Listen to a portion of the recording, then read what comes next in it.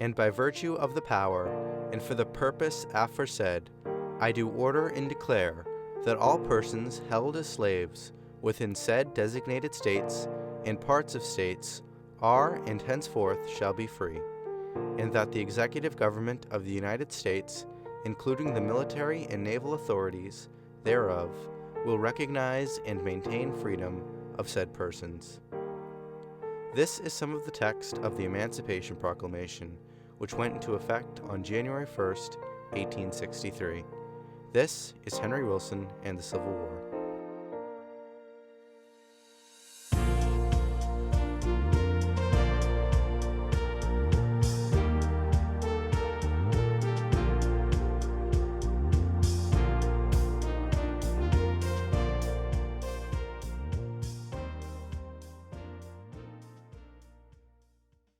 We ended last episode with the Emancipation Proclamation that went into effect on January 1st, 1863.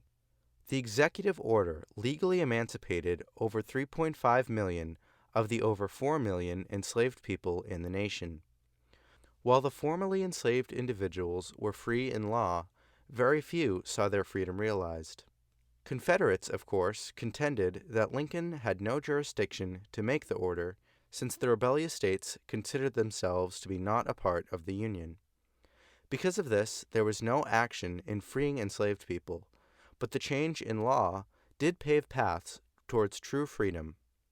Any Union army that took control of an area now had the authority and requirement to see that the black inhabitants be given their freedom.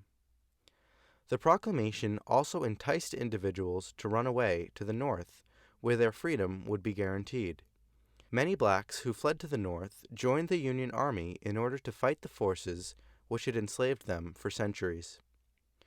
As we covered last episode, due to Wilson's pressure, Lincoln became more open to the idea of drafting blacks into the Army. Wilson believed, and would be proved correct, that if black Americans were given more responsibility in the war effort, the generally racist America would feel indebted to their service and therefore be more open to extending and ensuring equal rights after the war.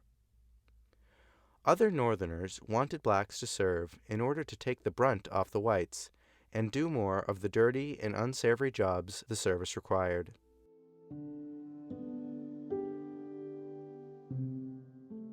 In February and March 1861, Wilson ignored 2 letters from an employee at the patent office named Clara Barton. Mrs. Barton had become interested in Wilson's work in the Senate and desired to have a correspondence with him over the conditions of her office, especially regarding the treatment of women. Barton managed to grab Wilson's ear, likely after being introduced by Charles Sumner. The two struck up a conversation and continued their discussions late into the night in Wilson's hotel. Just like Wilson, Barton was from Massachusetts, and both cared greatly about the rights of freed and enslaved black people, as well as the conditions of the men in service. Throughout the war, Wilson and Barton maintained a strong friendship and worked closely together in working to improve the health and treatment of soldiers. At some points, Wilson and Barton would see each other on a daily basis. Clara Barton worked as a nurse in the early days of the war and quickly grew the trust of officers to work the front lines, taking care of wounded soldiers and leading field hospitals. Barton's hands-on activities allowed for Wilson to have a better understanding of what needed to be funded and how money would best be used in military hospitals. Barton went on to continue to be influential in the war effort and went on to found the American Red Cross. Here again is Senate historian Betty Coed. He also worked very closely with Clara Barton, who's famous for eventually founding the American Red Cross. But during the Civil War, she was a former government clerk who became a nurse and went to the battlefields. And she formed a very close relationship with Henry Wilson as they brought the medical treatment they needed and other resources they needed to soldiers on the battlefield.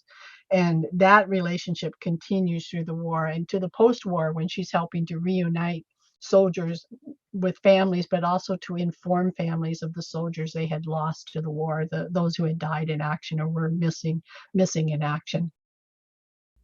We'll look more at Barton as we continue on.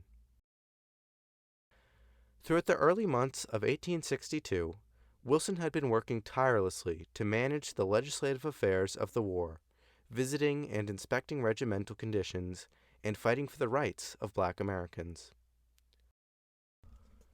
When in Washington, Wilson's schedule was long and grueling. He would wake up at 8 a.m., have a quick breakfast, then have some morning meetings and speak with different representatives until 11, when he would meet with the Military Affairs Committee for about an hour. From 12 until late in the afternoon, he would remain in the Senate and participate in proceedings. At around 5 or 6, he would eat a quick dinner and receive some letters and read the latest papers. After that, he would head to the White House for meetings with Secretary of War Stanton and President Lincoln. His meetings with them would finish around 9 p.m., and he would head back to his room in his shared home and work on papers and drafting bills and notes for the coming days. Wilson would get to bed around 2 a.m. What would Wilson's usual day look like in the Senate? What kinds of papers would he be looking at? And what were the specific things that he would be doing on a day-to-day basis? Well, most importantly, as chairman of the Military Affairs Committee, he would be looking at reports from the executive branch, from the military, about various battle practices. He'd be looking at reports of successes and failures on the battlefield. And most importantly, he'd be looking at reports on the need for and the effectiveness of military weapons and other sorts of military materiel. And because it's Congress's role to fund, it's Congress's role to fund those efforts. And so, in order to be sure that he's giving the oversight he needs to the executive branch, but also to ensure he's getting the information he needs to keep the funding going. And he would be looking very closely at all these sort of financial reports, reports of battlefield, not necessarily the tactics or the strategy of battlefields, but more about the results of the skirmishes in the different battles and the results of the assessments of those on the ground as to how well the army was equipped for those battles. So it would be very much investigative types of information he'd be looking at. And those, he had many other things that dealt with other aspects of legislating at the time that weren't related to the war. But in terms of the war itself, it would be very much geared towards looking at the reports and things that would guide him towards where the funding would go. At this time in the war years, there was no Committee on Appropriations yet. That didn't come until 1867. And so during the war years, it was the individual committees like the Military Affairs Committee that were really into the details of military funding. So that's what Wilson would be looking at this time period. Anyone who's doing this much work with so little rest is bound to hit a health decline, and Wilson was no exception. In mid-June, Wilson became very ill and was unable to continue his daily activities in the Senate.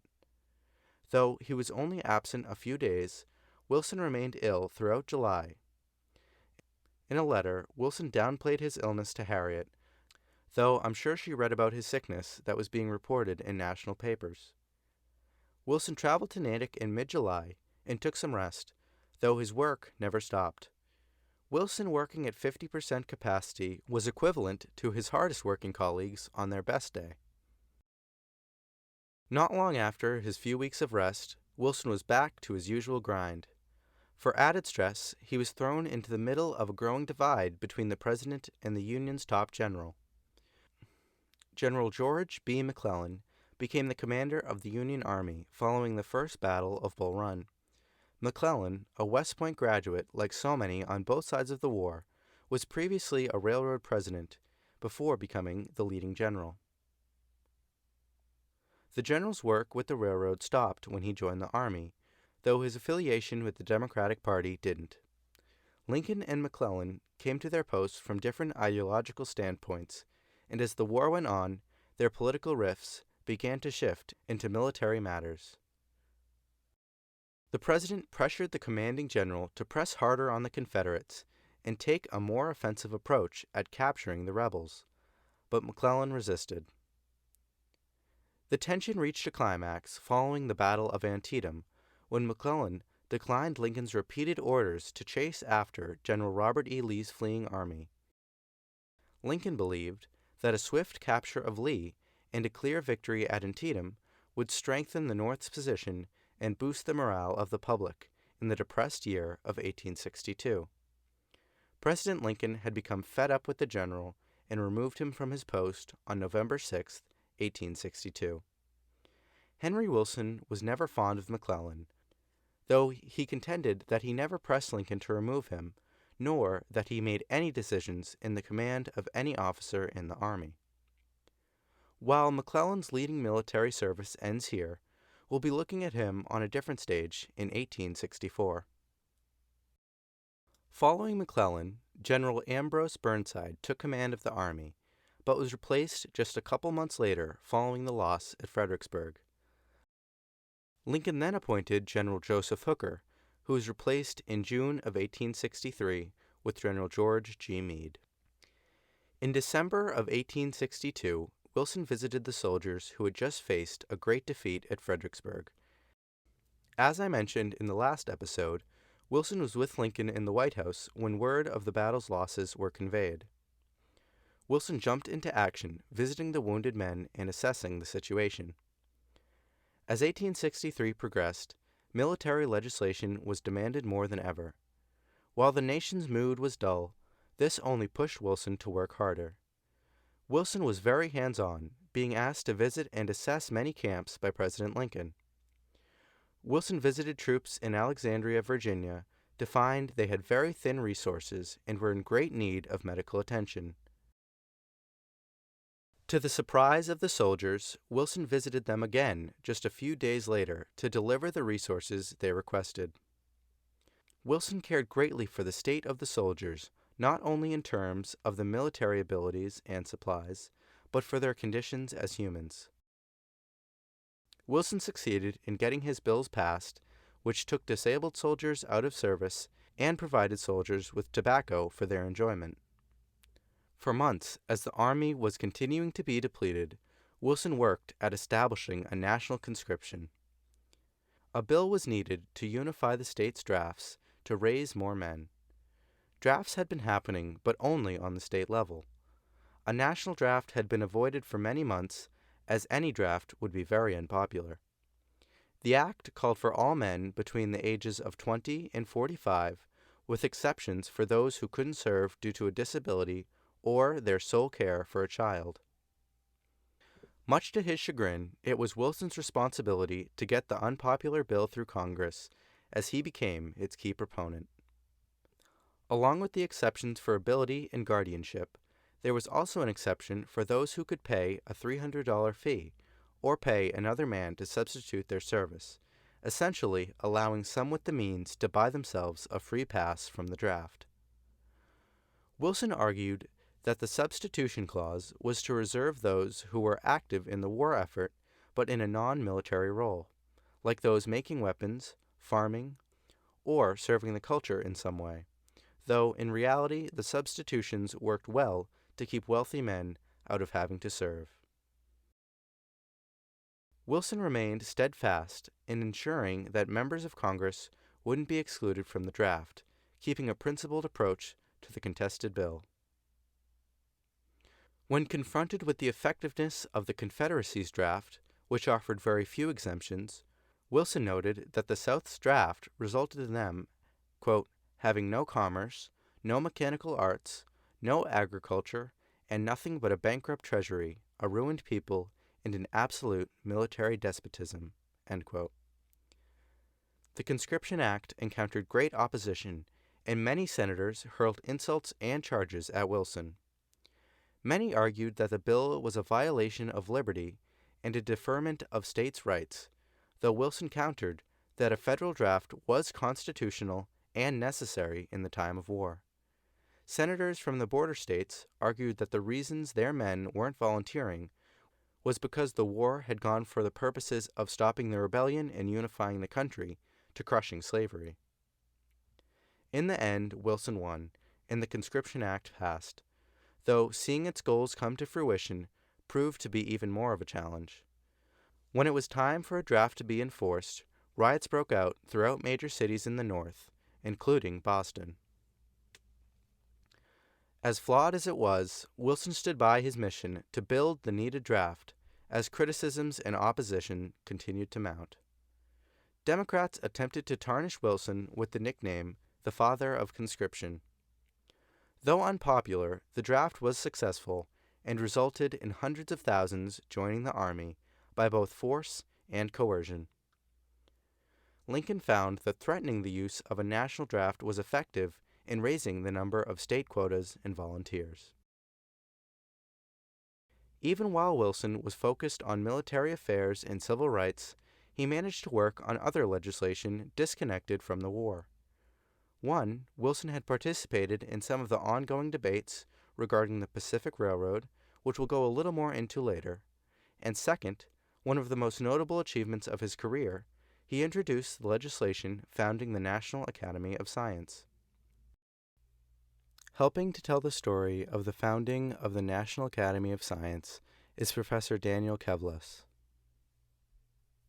My name is Dan Kevles, Kevles, and I'm a professor emeritus of history at Yale University. I have worked for a long time, well, most of my professional career, in the history of science and technology and its interplay with largely American society. I am also co-authoring a history of the National Academy of Sciences, and it's a consulting project for me. And I'm responsible for the history of the Academy from its founding in 1863 through the end of the Second World War. And what I'm going to talk about today comes from the research I've done on that project. Wilson had been acquainted with an informal group of Boston scientists who titled themselves the Scientific Lazzaroni. The group's leaders had been working to organize a more official organization to incorporate many of the scientific minds of the day and better spread scientific knowledge throughout the nation. The two main leaders of this scientific community pushing for a national academy was Louis Agassiz and Alexander Bache. So there is no single background to the Academy. It comes out of ideas and initiatives advanced by a small group of scientists, some of whom were in government, some of whom were at Harvard mainly, one of whom was at the Smithsonian Institution in the roughly 10, 12 years before the creation of the Academy in March 1863. So the Civil War changed everything, right? Because suddenly the South, including Jeff Davis, was out of the Union. The people in power were in favor of an enlarged federal role in American life. I'm sure you're familiar as a student of the Civil War era with the congressional initiatives and the Homestead Act, the Transcontinental Railroad, the Morrill Act for the creation of the land-grant universities, and so on. And it seemed that the Congress would be well disposed towards establishing a scientific body like the Academy. The Congress, however, had a lot else on its mind during the early years of the Civil War, starting with doing what was necessary to maintain the survival of the Union. So they didn't really get onto it until 1863, but at the time they did, the Bache and Agassiz, at the time they did, Bache had come to play a major role in the mobilization for the war on the part of the Union. The Coast and Geodetic Survey provided crucial maps. It was the only agency that had maps, crucial maps for the southern coastal regions of the South, the Mississippi, the banks of the Mississippi and inland some, and also for the harbors on the East Coast, including in the region of the South, where the Union forces wanted to invade. And so Bache became closely related to McClellan, the chief of the Union forces, closely allied with or involved with McClellan, the chief of the Union forces, because he had the maps and McClellan really valued them. And the Coast Survey was crucial in the Battle of Port Royal, for example, in I think it was late 1862, because of the maps that they provided. So in early 1863, in February 1863, the government, meaning the secretaries of War and Navy, appointed a permanent technical commission that included Bache and others to advise the armed forces on ideas of inventions that would aid the war effort. So Bache was extremely well placed, okay, in the government as a result of his leadership of the Coast Survey during the war. He was much better placed than he had been, say, in 1860, although he was highly regarded at that time. Enter Agassiz as an activist then. So he's in Cambridge, Massachusetts, where he's now a professor of Harvard, and was a major figure in Boston cultural political society, that sort of a slice of Boston society where cultivated people in politics and people of culture interacted. And he was a very good friend of Senator Charles Sumner, who was himself a fan of science and also of learning. And he talked to Sumner in early 1863 about the idea of an academy. Sumner was all for it, but he was extremely busy, as you can imagine, and he said that he would like to take this. He really couldn't take it up at that time. So what Agassiz did was to turn to Senator Wilson, who was an exemplar, as you well know, of the enlargement of the welfare powers of the federal government. He was a staunch supporter of labor. He was staunchly abolitionist. He was an enthusiast of the Emancipation Proclamation, and he supported the Homestead Act, et cetera, et cetera. So he said that, yes, he was sympathetic to this, he told Agassiz, and he said, I'm really not a major figure, in the area of science. We're very knowledgeable about it. And Aggie said, oh, no problem. You should get to know Alexander Dallas Bache, who lives in Washington. He lived in a home just to the southeast of the Capitol. And Agassiz told Bache, Agassiz told Wilson before Bache got in touch with him that Bache could figure out the plan for the academy so that Wilson wouldn't have to worry about coming up with a plan on his own. So Bache got in touch with Wilson, and he and Wilson met on, I think, a Thursday or a Wednesday in early March or late February of 1863 at Bache's home. And Bache said that they had in mind to create an academy that would advise the government and would provide funds to support the research of its members. And the government would also support the activities of the academy as well.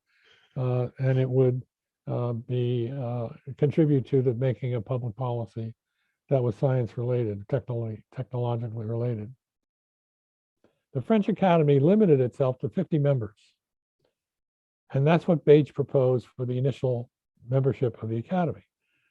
Wilson had no problem with that, but Bates said that he didn't want to offend the members of the American scientific community by naming all 50 members himself, or in collaboration even with Agassiz and the small group who cared about this, who were involved in it.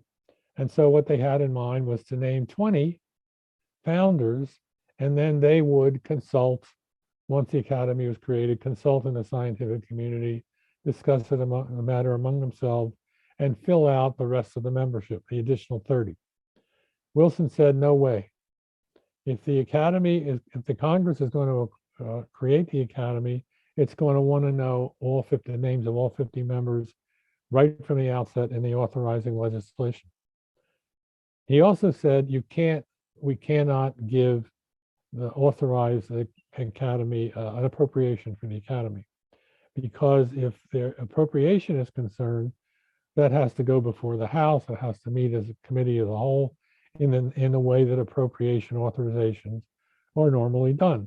And this is now the end of not only the congressional session in the late February, beginning of March of 1863, it's also the end of the Congress that had been elected, that had come into office in March of 1861. Bates says, okay, and he said that he would gather together some people. He had some guests coming anyway to his house in the next couple of days, and Wilson would come back, and they would all have for him a full plan, including the names of the people. So Wilson came back on the Friday, and Bates and his allies, which included Agassiz happened to be in town for another purpose. And by the way, to step back for a minute, an important fact I forgot to mention, that Wilson was an admirer of Agassiz, enough so that before Agassiz brought this up the Academy to him, he had decided to nominate Agassiz as a member of the Board of Regents of the Smithsonian Institution. So that's why Agassiz approached Wilson. Because he thought, well, if he thinks well enough of me to be involved in the Smithsonian, then I can propose to him the Academy. And if Wilson was also a member of the Regents, and I can hope that he would be in favor of the creation of the Academy. So coming back to the meeting in Bates's house, Agassiz comes, and Wilson comes, Bates is there, and there are a few others. And they present Wilson with a list of names that they had drawn up themselves without consulting anybody that day. All right. Wilson says fine, and then he had two other caveats having to do with money, that the Academy could not get any grants as such from the government. It could only receive grants in payment of expenses for any work it might do for the government. So he was making sure that there was the initiative for the Academy could not be charged by anybody in the Congress as simply a way of scientists getting money. So they gave him a draft bill with the names, and he introduced it into Congress the following week, on the last day of the session and of the Congress. And he asked for the unanimous consent, saying there's nothing controversial here. He didn't, as I recall, he didn't even do much to describe what was in the bill. It had just created an organization of scientists that will help the government. The Senate passed it without debate. The House did the same, and it went to Lincoln for signature. And that was the creation of the Academy. Growing from a childhood devoid of formal education, Wilson cherished this moment for the rest of his life and was forever proud of his contribution to American scientific knowledge. Today, the National Academy of Science is still active in providing the nation with top scientific research and knowledge, and is yet another example of Henry Wilson's honorable contribution to the nation. if you're interested in learning more of the story behind the founding of the National Academy of Science, listen to the latest bonus episode with my full interview with Professor Kevles.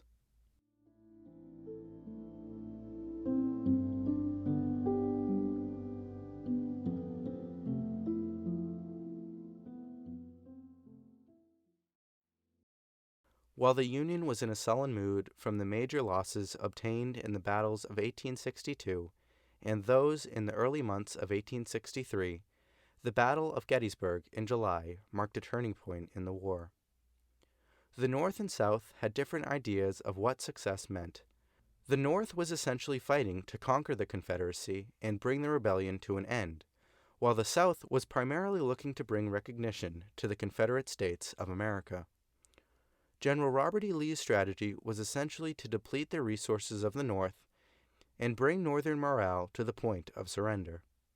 In an effort to deal a final blow to Northern morale, Lee pushed north towards Pennsylvania. Lee entered Pennsylvania through Maryland by way of Virginia and began to travel north, making a hook-like shape around the approaching Union forces under the direction of General Meade, who had just been replaced as the head of the Union Army following General Hooker's resignation.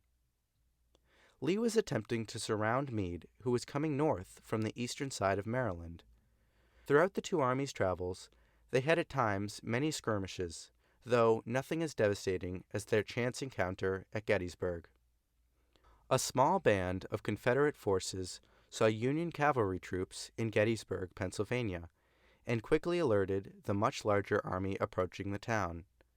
The Confederates believed the troops they saw were just members of the Pennsylvania militia, who could easily be put down by the Confederate force, though they would be wrong, and when forces began to attack, the bulk of the Army of the Potomac would be called for reinforcements. The fighting began in Gettysburg, with Confederates holding a strong but scattered position pushing the Union back. On the second and most grisly day of fighting, the Union organized a strategic defensive position, forming what's best described as a fishhook, fighting the offensive Confederates on every side. Both sides pushed and pulled throughout the day with heavy losses. The Union appeared to be at a disadvantage, though they were able to hold their ground until the third day. On the third day, the Union took a strong position and fiercely fought the Confederates in artillery fire and hand-to-hand fighting. The Confederates charged toward the Union line and succeeded in capturing cannons, though following reinforcements, the Union was able to put up a fight and retake their positions, forcing the Confederates to retreat. After failed planning by Lee, the Confederates had a low chance of being successful in a counterattack and retreated back towards Maryland. The Union succeeded at Gettysburg, but not without great losses on both sides. After the 3 days of fighting, the United States faced 23,000 casualties, with Confederates having 28,000. The battle was one of the bloodiest of the war and had the highest number of generals killed. Henry Wilson's 22nd Regiment fought in Gettysburg and was reported to have lost around half its men. Just a few days after the battle, Wilson traveled to Gettysburg to see the damages and take care of all of the wounded which had been reported. One soldier noted that Wilson was one of the first civilians to visit the infirmaries and promised to use his influence with Lincoln to guarantee the men would be taken care of. The Battle of Gettysburg turned the tide of the war and gave the Union the drive to push on.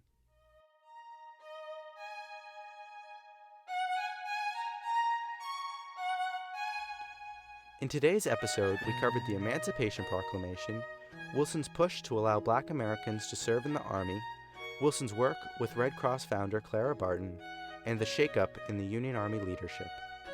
We also discussed Wilson's contentious bill to expand the draft and Wilson's legislative founding of the National Academy of Science. We ended by looking at the Battle of Gettysburg. A special thank you to Professor Daniel Kevles for telling the founding story of the National Academy of Science. And thank you to Wilson biographer John L. Myers.